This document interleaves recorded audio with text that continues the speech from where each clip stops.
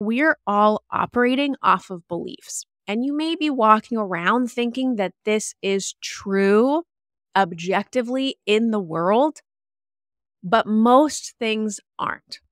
Most things are subjective, and most things have been created based off of what you've been taught via language or experience that have created the beliefs that you have about the world. Thanks for tuning in. Find the link in the show notes to join us in the Her First Collective, a free Facebook group to discuss the podcast, ask questions of our guest experts, and network with a group of female entrepreneurs who value collaboration over competition. Please subscribe, share, leave a review, and be sure to catch our next episode.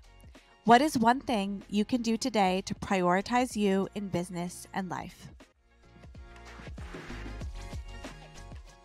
So, last week, I went to my retreat down in Irvine, California. It's with my Next Level group, which is kind of like a mid-level mastermind program with James Wedmore and Business by Design, a mentor that I've been following for quite some time. He has a really, really unique way of integrating the tangible, practical strategies of business, digital marketing, how to actually create a community, grow an audience, and then sell into an offer that you've created of your own volition and from your skill or expertise. And then he brings in this spiritual side. So meditation, presence, mindfulness, all of these kind of different practices that allow you to grow as an individual. Because unlike other businesses out in the world, building a personal brand is uniquely about you. It is uniquely attuned to who you are as a person and how you're showing up in the world.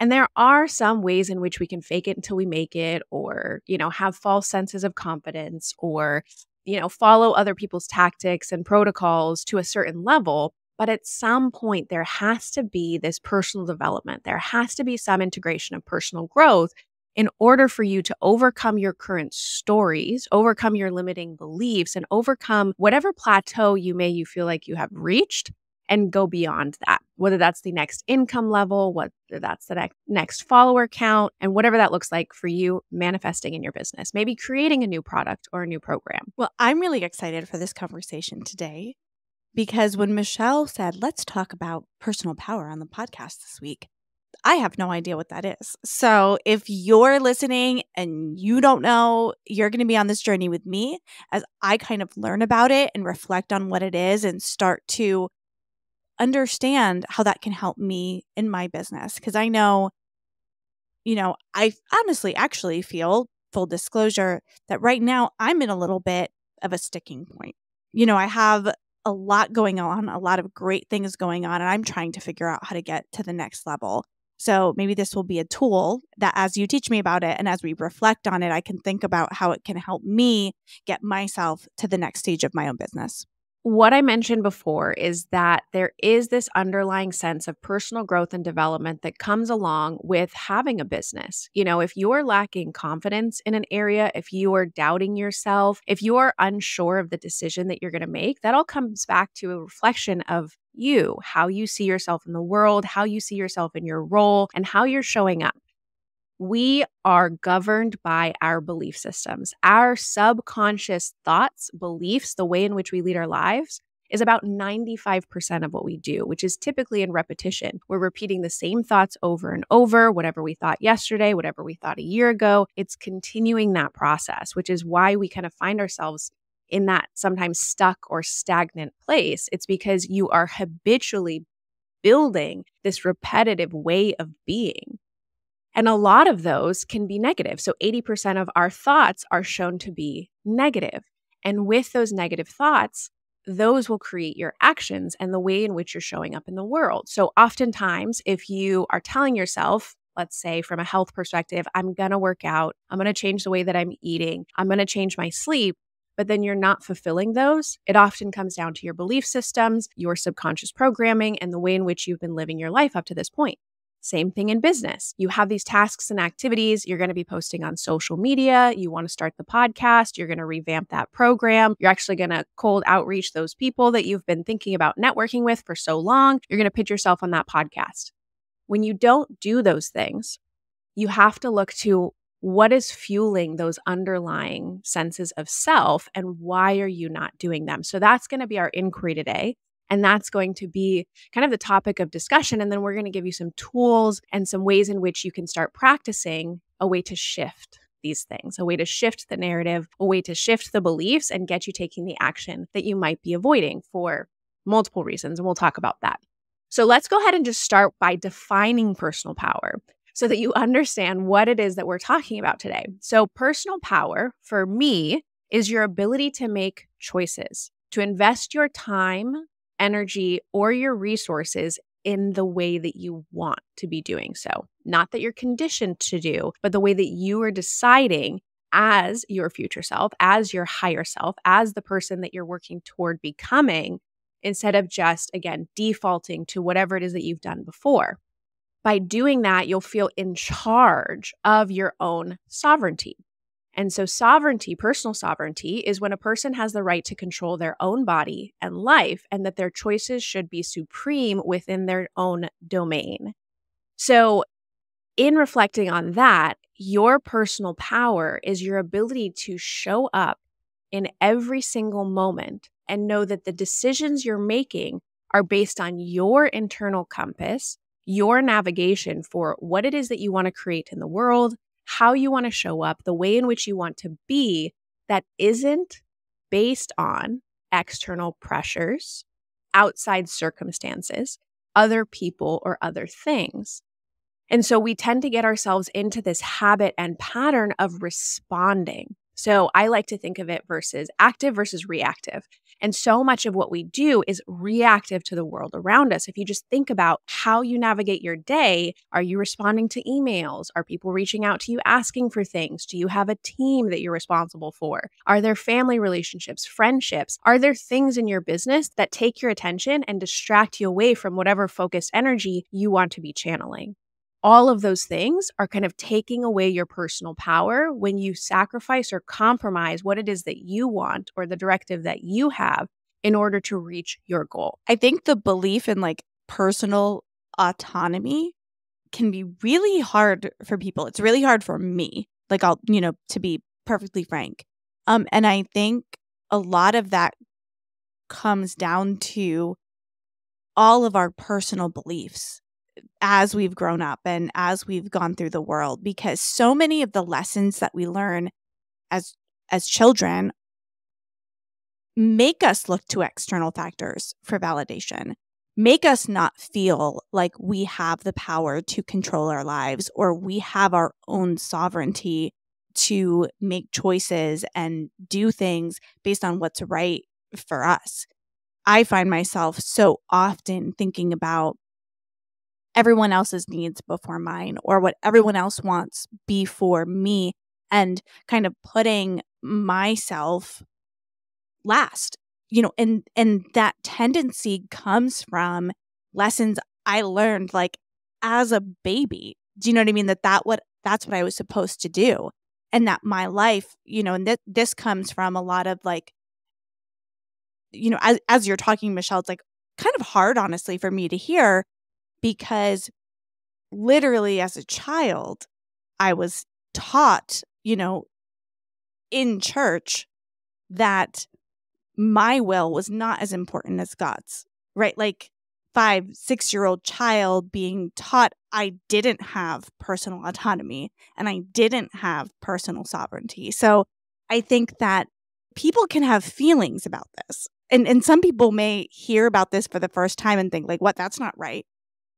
Like my life is not my own, because those are things I sang on Sunday mornings, right? So I'm kind of interested in where this is going. Hopefully we don't get too emotional on my part, because this is something that's hard for me in recognizing. But I also know for a fact that having been on a journey for the past couple of years of recognizing that has made a huge difference in my business, in my life, in the money in my wallet, right? Actually kind of knowing that I can own my life and own that power. And thank you for bringing that up, because these aren't easy topics. I'm talking about them loosely as general concepts, But as you're listening, there are going to be things that may quote unquote trigger you. We're going to go surface level on this today. I'm not a therapist. I'm not an NLP coach or practitioner at this time. During the retreat, there's a lot of emotion that comes up. I cried multiple times. And I will say there was a meditation and practice we did where I wept, just like uncontrollable weeping. There's so much emotion that's stored in the body, that's stored in our past experiences. And so much of what we're talking about today has to do with how the past has created your present and how to shift in the presence to create your new future. So we can't get into all of those things today, but it's going to be a continued conversation that you have to have with yourself, seeking out the resources, connecting with, myself, my programs, and working with us through her first to really identify some of these deeper rooted questions, because a lot of the personal development and growth that you go through is going to impact your business. And so I want to identify a couple of things that you might be experiencing as a result of not having that personal power that we're talking about. So you can start to associate and say, oh, I identify this is how it's showing up in my life. And if I can, quote unquote, reclaim my personal power, which we'll give you some practical strategies for, that'll start to shift. And then that'll start to shift the behaviors that I have. And then that'll start to shift the outcomes that I'm experiencing and the way in which I'm living my life, which we know your life is based on time. Your life is based on how you're showing up and the ripple effects that comes from that. So I want to just speak to you really quickly, Joanna. You mentioned that idea of being selfish, not prioritizing your own needs. And we are really trained and programmed. And so much of this conditioning is going to come from your childhood in which you're experiencing the world around you, whether that's parents, family members, siblings, aunts, uncles, whether that's teachers or instructors, anyone that was an advisor or a mentor along the way, your social setting, the friends that you had at the time, anything that was coming out of culture and society. A lot of our body image stuff comes from that place. So just understanding that there are a lot of ways in which you can start to see where this is coming from and start to uncover them, and then hopefully heal and process those things that you can shift in the now. So often we are holding on to the past that is now projected meaning of what we experience in this time. And I'm not a trauma-informed coach, but trauma is not necessarily what happened to you. It's what you experience as a result of the circumstances of what happened. It's what you hold on to and what you make it mean over time. So these are really difficult subjects. And if you feel like you are not necessarily ready to dive into this right now, that is okay. You can always come back to this when you feel ready to approach these, because it's not always right now that these things need to be addressed, okay? So some of the common struggles that we see business owners and individuals at this level working on these things and working towards larger goals of visibility, having to be, authentically themselves in their content creation, creating products and programs in which they're subjecting themselves to vulnerability and then growing from there, whether that is impact from an audience perspective or whether that is income in which you're trying to grow and scale your business. So some of the ways this shows up for business owners like yourself might be inconsistency. So knowing what you're supposed to do, but not doing it regularly. Say, you have to post X number of times a week, but then you post for a little while and then it starts to trickle off. And then you do it again and you post once or here, or it's not really happening in a consistent basis, but you know what you're supposed to do. And you're feeling bad about not doing those things. Now, there's a sense of worthiness that comes with this, and that can show up in a lot of different ways. So you don't feel qualified to do what you're doing. Who am I to be teaching this?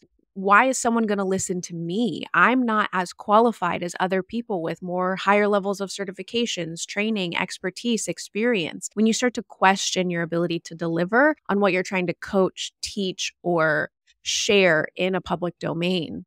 This can look like struggles with visibility. So you don't want to get in front of the camera. You're not quite sure what to say. You're not showing up regularly. You want to be doing lives, but you feel uncomfortable doing them. And you have this nervousness or this anxiety around that. You film content, but then you're not actually posting it. You have prepped certain copy pieces, but you're not actually sending them to your email list or sharing them in captions because you're worried about the impact that they'll have on other people. And this can also look like lacking authenticity. So you feel like it's not really you when you're showing up online. You're not yourself. You're not sharing your purpose, your passion. You're not connected or aligned with what you're here to do and how you're here to serve people. So those are some ways in which, again, business owners at this level may see the things showing up in their lives where they're struggling with something deeper, which is what we're calling personal power and what we're talking about today. And noting that personal development, that growth, that sense of self, and how it's manifesting in your daily activities is exactly why it's so important to uncover these things so that you can show up with more consistency. Visibility isn't a problem for you because you feel comfortable being vulnerable in front of your audience. You are showing up in an authentic way that you feel happy about and that you feel connected to your audience, your prospective clients, because we know that trust and belief in yourself will then dictate trust with your clients, your audience members, your customers. And we know we need that exchange. We need that connection for people to be able to invest in you. So if you're struggling with any of these things, knowing that it's likely stemming from you, if you have that question, why isn't this working? Why aren't people converting? I'm putting all this stuff out there and people aren't connecting with me. It could be the sense of personal power that you're lacking that we need to then transform to grow into a place where you reclaim and regain that so that these things become natural and automatic in your daily activities and your behaviors. The example you shared of someone who knows they need to post a certain amount of time online to grow their following and they're not doing it.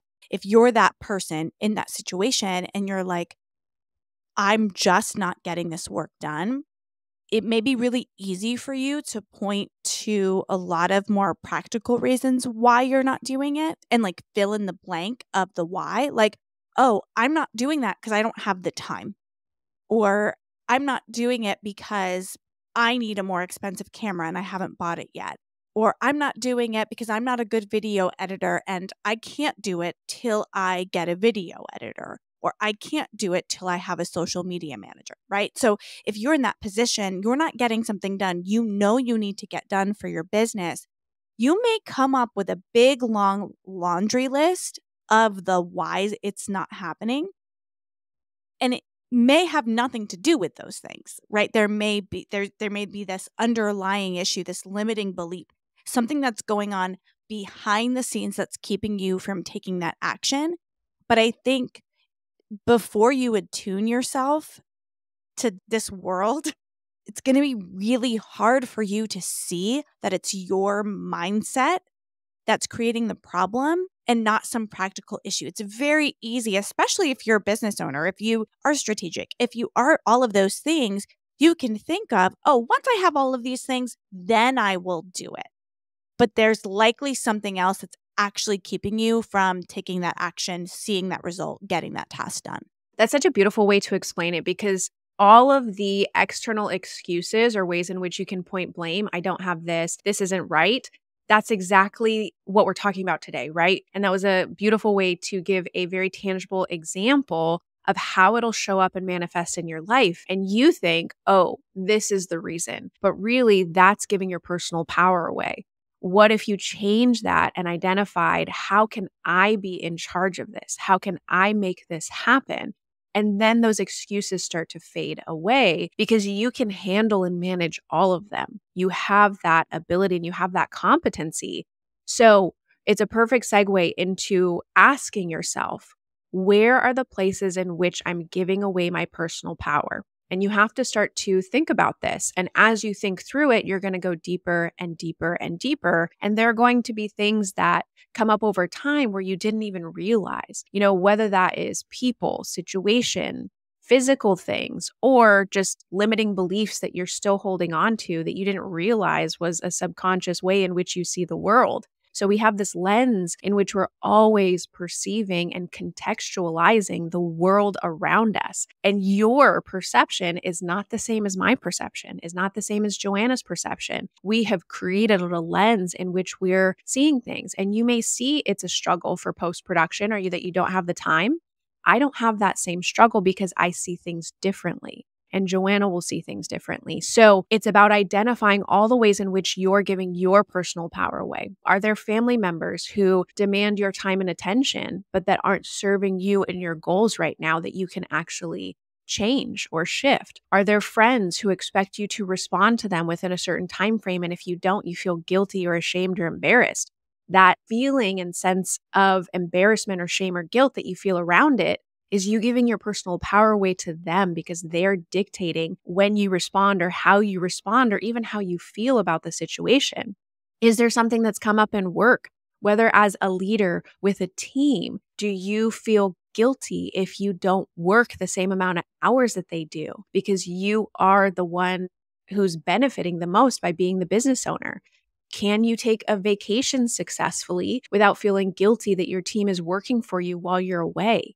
All of these things are ways in which we give our personal power away to others because we don't feel confident, happy, just in what it is that we're choosing.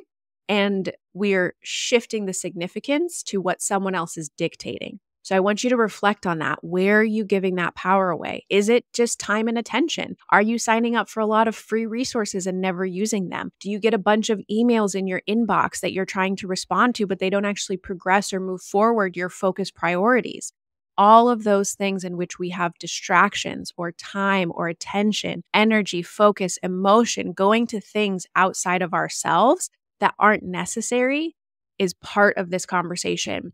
And so I want to give you some ways to think about this in the positive in terms of practical tools that can come to reclaiming your personal power. So once you've identified this list of, oh, when I wake up in the morning, I actually check my social media and respond to comments and DMs before I actually dive into content creation in the first place.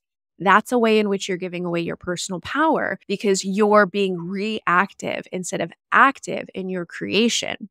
So setting boundaries is really important here. And it's not just about setting them, but actually upholding them, which I know is two very different things and can be really challenging. But what are the boundaries you have around your time? What are the boundaries you have around your attention? Are there people reaching out to you for meetings that you don't actually need to take, but you're booking them anyway, and then you don't have deep focus work time? Are you compromising on your schedule because you're trying to work in somebody else's when really it's not that high of a priority or going to move your business forward? Practicing self-awareness is a really, really crucial tool that I talk about a lot. And being able to reflect on these things and then be aware of how you're engaging with the world, the choices that you're making, the activities that you're taking on, all of those things are really important. So we'll talk about some ways to dive into self-awareness in a little bit. Tools like using meditation, releasing past stories. We're not going to get into the deep work of that today. Again, that's not part of this conversation, but knowing that you have these narratives from when you were younger, when you were in college, last week, that are making choices for you today without you realizing it. And then practicing visualization. So meditation is a way of being mindful, being present, being called to the moment, focusing and fixating on something, whether that is a theme or a mantra. And then visualization is your way of expressing internally how you want to see things unfold. So if there's something that you're frustrated about right now, not going exactly your way, or say, for example, you're trying to deliver a webinar and you don't like how you showed up, the practice of visualization can put you in that embodied moment projected into the future that you want to create, whatever that looks like for you. So those are some ways in which you can start to think about, okay, I've identified ways in which I'm giving away my personal power. Now, how do I shift that?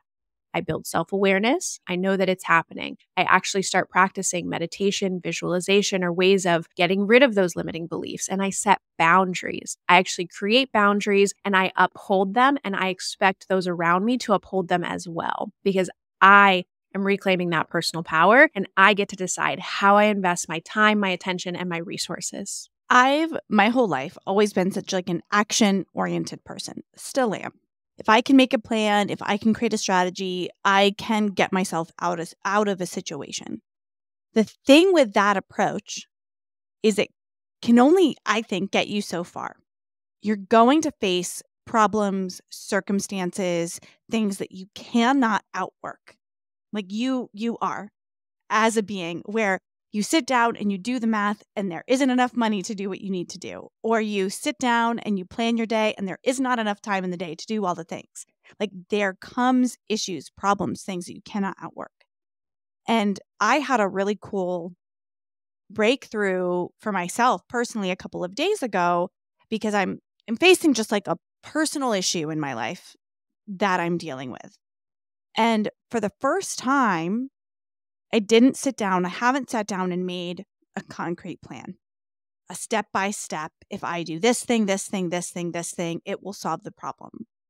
In this particular issue I'm dealing with, my husband and I were talking about it, and I said, if we can get our mindset right about this, the other things will happen. This is a big thing we have to figure out, but if we can get our heads in the right place about it, the details are going to be easy. And it kind of really clicked for me personally, realizing that I can't outwork this, but if I can get my head in the right space, the actions will come. When we're dealing with problems that feel fixable, and maybe they are fixable, it's hard to kind of recognize this. But if you're listening to this and you're like, well, this is weird, or like, because I would have been in that seat 2 years ago. I would have been like, what do you mean? Just do it. Just do the thing, and then you'll be fine. That's only going to go so far. And if you're just doing the thing and it's working, great. You're probably not pushing yourself to your next level. And maybe you don't want to go to the next level. That's okay too, right? Like if you're happy where you are, that's fine. But if you're just able to do the thing and all the things happen, you probably aren't going to get to that next level in your life. And when you start to try to do that, you're going to face problems that you can't outwork and you can't outthink and you can't out-strategize, right? You're going to need to change something in your mindset to get yourself there. And this content really applies to the high achievers, overdoers, like high performance people. This type of stuff doesn't typically apply to those people who haven't taken any action before. It's usually those people who are climbing in the success ladder and have reached, again, certain levels of plateau. So, for example, at this retreat, we have people at all different stages of business. One woman got up and shared, she's at like 75K a month, and she goes, between like 50 and 75K a month in her business.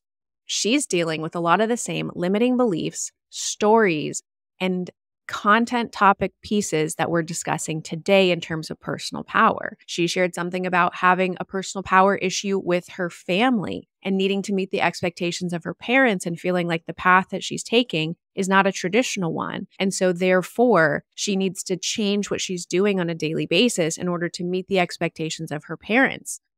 There are ways in which this shows up. And we can do and do and do, but a lot of times we're consistently doing and getting the same result and wondering why. There's another woman who shared, she's like high level, does speaking gigs, 25K plus, and teaches a really like specific expertise and niche. She's been doing this for a long time. She has a team, but she's been at a level of income and impact in business for the past like 3 years, and she can't figure out why. One of the things that was uncovered through this process, and in talking with her a little bit deeper, because I did during the retreat, is understanding that she's her own bottleneck. She's the one getting in the way, and her, concepts and belief systems about leadership and her ability to work compared to her team was what was her kind of underlying issue. Again, it's going to manifest differently for all of us, but we're going to reach a level, exactly as Joanna's saying, that we cannot just do beyond this. And we'll get into what's called the be, do, have model in a little bit in explaining. So before we go that direction, I want to kind of explain limiting beliefs, because we've thrown out the word and sometimes it may be self-explanatory, but for some people, we might not understand what that is. And so let's just start with beliefs. Now, if you're not familiar with the concept before, in terms of how you see the world, but we're all operating off of beliefs. And you may be walking around thinking that this is true objectively in the world, but most things aren't. Most things are subjective, and most things have been created based off of what you've been taught via language or experience that have created the beliefs that you have about the world. And so you have to start thinking about the way in which you see the world, the way in which you see yourself, the way in which you approach your tasks and activities are all based on a belief system, your perception of the world and the way in which you engage with it. So, understanding that everything is beliefs, you'll start to see them as stories, as narratives, as things that can be changed, shifted, progressed, or grow over time to become something different. And so a lot of us have beliefs that keep us from getting to the next level, from taking the action, from doing the thing, from being the person, from showing up in the way that we're working towards, because we all have goals. We all have a vision of what we want for the future. And if we're not living in that yet, it's usually what you would call as a limiting belief. So a lot of them boil down to, I am not enough, which can manifest in people don't want to hear what I have to say. I don't have any value to offer. People don't want to invest in my products or programs. I'm not going to be able to deliver on this. A lot of that is grounded in I'm not enough. I am not giving enough, providing enough. I am not enough as a human being, as a person, and able to deliver on what it is that I'm wanting to deliver on. Something that manifests more as like a concept in your daily life is I'm always going to struggle in business. Someone shared at this retreat that because she's a wife and a mother, she's always going to struggle in business and never have enough time. And whereas you might think that about your circumstances and see that as true, it's not.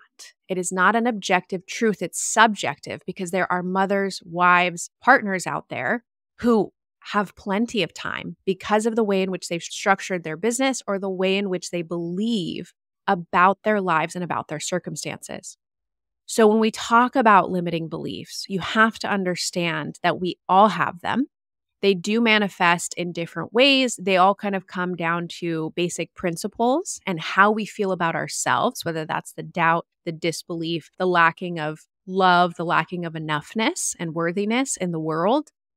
But they are beliefs. And that's something that's going to take you some time to have to shift and start to identify. So when you actually start to identify the limiting beliefs that you have, then you can do some exercises in order to transform them and change them. So you want to start reframing your belief systems. So if you have the belief, I'm always going to struggle in business because of X, Y, and Z, you're going to start reframing that in terms of being a mother actually makes me uniquely qualified to excel in business because I can segment and curate my time to be more effective when I am working.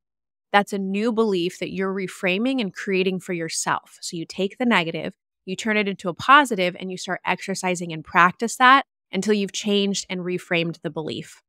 Asking really powerful questions.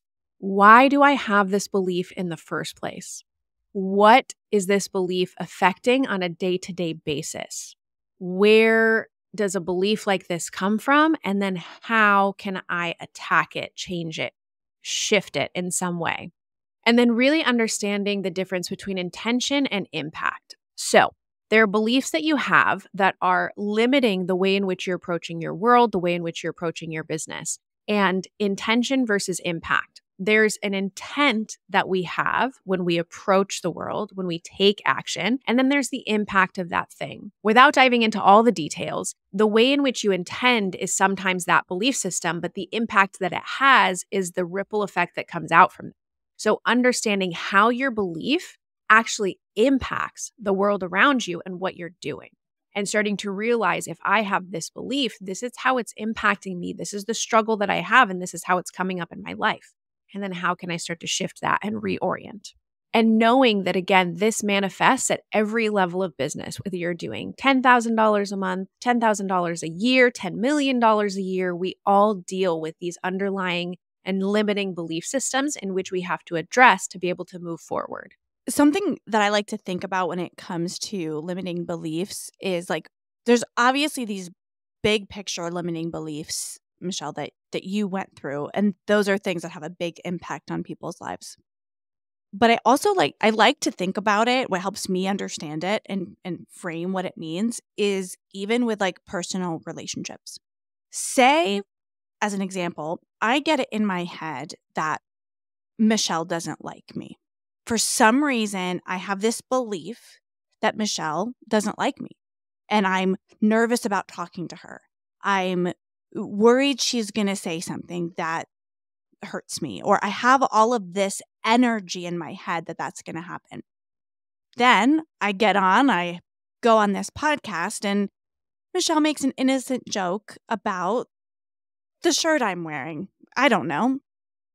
I'm going to see that as confirming my belief that Michelle doesn't like me.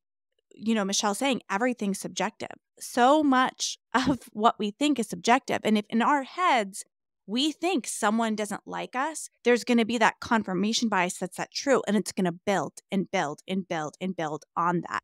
So if you have the big picture limiting belief that you're not enough, every time something goes a little awry, that's going to keep confirming your limiting belief.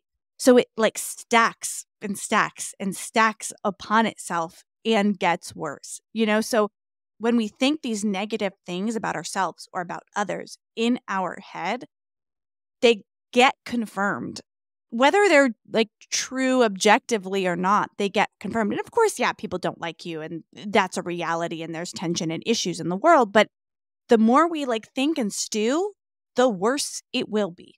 And you bring such great examples to the table, Joanna, because we're talking about some really big concepts, but these manifest in little ways in our lives that we don't even realize. And it's called the reticular activating system. It's ultimately that confirmation bias. The great example is if you are buying a red car, you are going to start to see more red cars on the road because you're aware of it. You're bringing it into your state of perception and paying more attention to it. So if you have a belief about yourself, and I love this example about relationships or someone not liking you, but for example, if you want to pitch yourself for a podcast, but you feel like you're not qualified to reach out to that person who's higher level, and you're like, oh, I'm just going to stick within my level, or identify that, okay, there are accounts that are at the same follower count as me, so I'm only going to apply or reach out to those people to collaborate. You're limiting yourself in that way and not acknowledging that you actually have something to offer to someone at a much higher level than you, even if you don't have the same amount of influence or impact, but you're internalizing, they're not going to want to hear from me. They're not going to value what I have to say. And those are those limiting beliefs that are dictating the actions because now you're not putting yourself out there. So seeing and building those connections as much as possible is such an important part of overcoming this, and then starting to shift the confirmation bias is start to stack evidence. I have a coach who focuses on mindset right now, and I love how she uses this term, is start to stack evidence. Creating a list of all the ways in which you are qualified, creating a list in all the ways in which you have succeeded, creating a list in all the ways that you're trying to kind of change or shift this belief so that you can start to see yourself as someone who is enough, who is qualified, who is valued, and who can show up in all of these ways. So one of the things that I want to bring up as a part of this is a lot of times we're feeling these things in isolation. We feel alone. And that actually came up a lot during the retreat as well. And in the reflections that I've seen since, is that even though you're in this space of 200 people, and even though we're sharing and connecting over these deep, meaningful topics and sharing these past experiences and opening up in these vulnerable ways, sometimes it can feel really isolating because you think well, I'm the only one who's going through this thing, or you get it, but you start to compare yourself and they're like, oh, they're much further than I am. There's all these things that start to happen that create anxiety and stress and frustration around the personal development and growth that you're trying to do. And that will also hold you back. So one of the things that was shared about a Harvard study of adult development is that deep, meaningful relationships contribute to personal and professional success and happiness more than anything else. So basically, the quality of your relationships will dictate your level of happiness. And one of the results of reclaiming your personal power is fulfillment, is happiness, is joy. And oftentimes you're not going to do that in isolation. If we go back to that comment about if I prioritize my needs and my wants, then I'm going to be selfish. No, that's just the way that you're seeing it. When you prioritize your needs, your wants, your personal power, you're actually opening up the channels for people to connect with you in a deeper and more meaningful way. You're also empowering them to have their own personal sovereignty and their own personal power back by creating those boundaries. And it will empower and uplift them to set the stage for a higher level for their success. And then you start to grow together. So it just builds this beautiful momentum for what you're able to do. that connection can also help you release the external pressure. So if you start to have these deep, meaningful connections, then you're not going to compare yourself as much. You're not going to see them as someone that doesn't like you. You're not going to actually feel like they're pressuring you to be something that you're not, or to present yourself as like, oh, I have this big, beautiful business and you don't love, value, or appreciate me if I don't have these successes or these accolades behind my name. So in order to do that, there were some practices they gave us, and I'll just mention them. I'm not going to go into the details, but you can research them and learn more if you would like. We did a practice called eye gazing, in which you sit in silence and just look into the eyes of another person. And it allows you to break down the barriers of your own vulnerability and then see someone else in their humanness and release again those external pressures and what that means. So look it up, try it as a practice with a friend or family member, and see how it can help support you kind of overcome these senses of feeling alone or isolated and build deeper connection. There's a practice called Ho'oponopono. It's an ancient Hawaiian practice of cleansing or clearing energy. It's very simple. You say, thank you, I love you, please forgive me, I'm sorry. And you do it while holding something in your mind, but sharing that to the universe. And it allows you to release a lot of the stress, pressure, anxiety, comparison that we have by, again, almost bringing this like very human soul to soul connection that comes out of presence. And then the other practice is silence, finding yourself in silence. Getting rid of the distractions, turning off the internal chatter, not listening to anything, not doing anything, not practice anything, not moving, because we get so caught up in the next moment that we lose ourselves in the mindfulness of the presence. You're able to release a lot of the external pressure when you find yourself in the moment, in presence, and in that space of silence.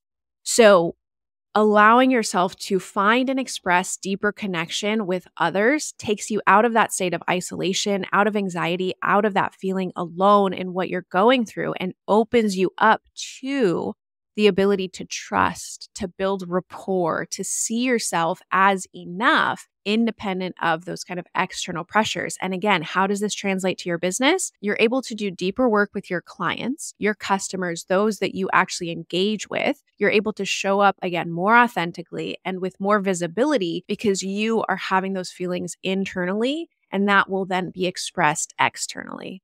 Thank you for sharing that. I think, getting to know the fact that there are things you can do when life feels out of control. When you're being reactive more than proactive, when you're working and working and working and not seeing the results, there is a path you can go down to break that. I love the resources you shared. I think we should link maybe some resources in the show notes that are going to take you to those resources so you can learn more about them. But just take in like the relief that it's possibly not what you're doing every day that's causing the problem. There's something else. You can look to that to help you get to the next level. And I'm so appreciative of you sharing what you learned on your retreat and sharing this concept with me and with our audience. I think that this is really, really powerful stuff. And I think, Michelle, you should think about another episode where we can dive into this a little bit deeper and learn more, and you can teach me more because I love learning. Well, thank you, Joanna. This is something that I'm very passionate about. And you're right. This is kind of surface level. Just look at these concepts, do a little bit of Googling, see what it means for you and how it looks like in your life. And we'll dive deeper at a later date and on another episode. So hit subscribe so you don't miss anything when we drop our episodes. And always feel free to reach out on social media or in our Facebook community with questions. So I want to wrap on this idea of how does this show up in your life? What are you going to do about it? And there's something called the be, do, have model. And exactly what Joanna is saying is that so often we start with do in order to have, and then we will be. So if we just take the actions, if we just do the thing, then we're going to get what we want, and then we'll be the person that we're aiming to be. When really that's backwards, because again, our life is determined by our belief systems. Our belief systems create our thoughts. Our thoughts create our actions. Our actions create our reality. And so we have to shift this perspective to be that we focus on who we are from an identity perspective and be differently in order to make different choices, in order to get what we want. So in order to do that, that looks like finding daily habits. That looks like creating systems. It looks like having practices. It looks like finding the identity of the person that you want to become. In fitness, we've seen a lot of examples of, if I was a healthy person, what are the choices that I would make? And if you start from that place of identity and being in the goal of where you want to be, we see it in business. I started to think like the $10 million company and made decisions from that place as opposed to the founding, just getting started stages. And so in order to do that, it takes a little bit of time. It takes that mindfulness that we've talked about. It takes that self-awareness. It takes that deep inquiry from a compassionate place, lacking the judgment that you probably are going to want to pull into it. So go into the practice, take the silence, do things like breath work, do different types of meditations, find yourself in that space where you can open up this conversation with what's going on with you and how you're showing up in the world. Who's the person that you're working toward becoming, and how can you be them now? How can you set intentions around that higher version, that person in which you're looking to embody? So we hope that gave you some practical tools, some things to think about in reclaiming your own personal power and overcoming limiting beliefs and being able to get over the struggles that you're seeing and how this is manifesting in your daily life. So try some of the exercises, let us know how they go, and we'll see you next time. Thanks for tuning in. Find the link in the show notes to join us in the Her First Collective, a free Facebook group to discuss the podcast, ask questions of our guest experts, and network with a group of female entrepreneurs who value collaboration over competition. Please subscribe, share, leave a review, and be sure to catch our next episode. What is one thing you can do today to prioritize you in business and life?